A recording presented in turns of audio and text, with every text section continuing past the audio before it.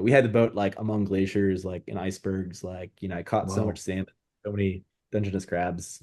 Alaska is actually one of my favorite places to go sail. It's oftentimes true that like the places that are off the beaten path sailing wise sometimes are the best.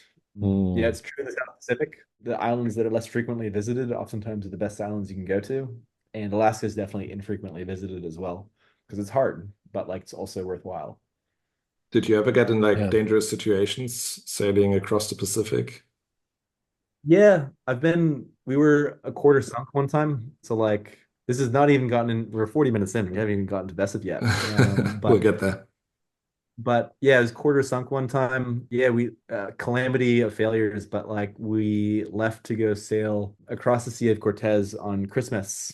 And there was like a few different previous failures that had happened where we didn't fully have confidence in the rudder on one side of the boat. And so we left a emergency rudder system in just in case we needed it. But to add that emergency system in required a hole being open on the deck to actually access the rudder post. And so, but like it's like a half meter above the waterline, so like I thought it was fine.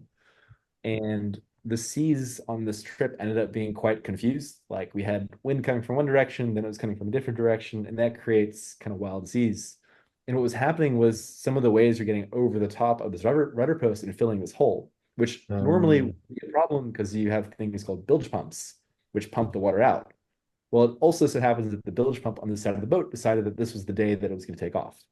Normally, like, so the beautiful thing about like my boat over here is it's designed to be partially sunken if it's filling from the bottom. So the whole hull is segmented in different parts where if you, pardon the expression, it's kind of like the Titanic where it has compartments and if you don't breach enough of them, you're still going to float. Well, in this case, water was filling from the top because the waves were coming over the side. At like 2 a.m., I realized the boat was behaving strangely. It was going really slow and like quite sluggish. And I open up the door and look astern at middle of the night, and I just like wash a wave, just like wash over the back of the boat.